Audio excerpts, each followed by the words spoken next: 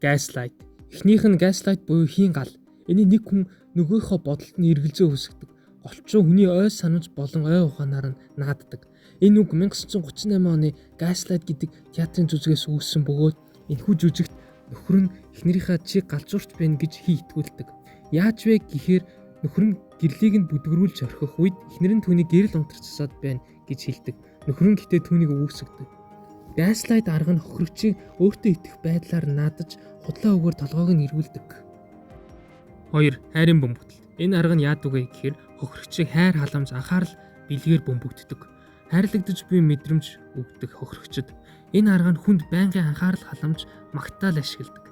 Нэмээд хоорондын ирээдүгөө хамтарч ярьдаг. Манипулятор нь хохирогчийг өөрийн мэдрэмжээ өгч тэднийг онцгой юмсыг мэдрүүлнэ. Гэхдээ бодит байдал дээр манипулятор нь хурдан байдлаар өөрийн хүсэндээ хүрч байгаа юм. Нэмээд хохирогчийг өөрсдөд нь гүн гүнзгий наалдуулж авдаг. Ингэснээрээ манипулятор нь хохирогчийг хүснээрээ ашиглаж чаддаг. 3. Тусгал өөрийн бодол болон мэдрэмжээ хохирогчдэр бүгдийг тусгадаг.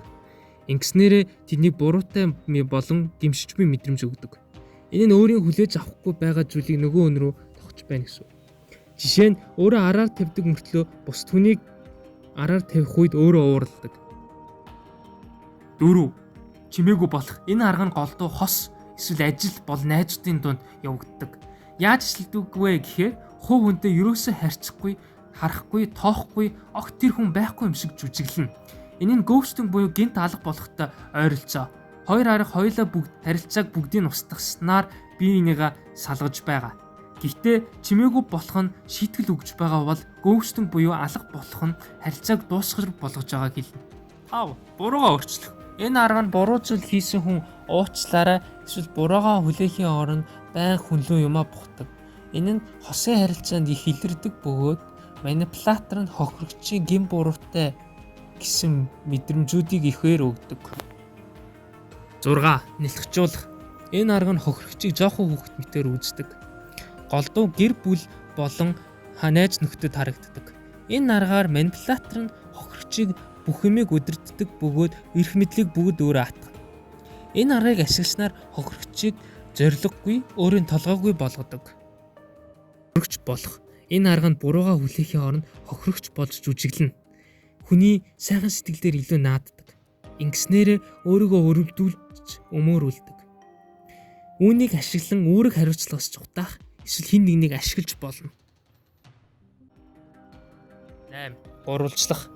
Энэ арга нь манипулятор 3 дахь хүнийг харилцаанд оруулж ирдэг.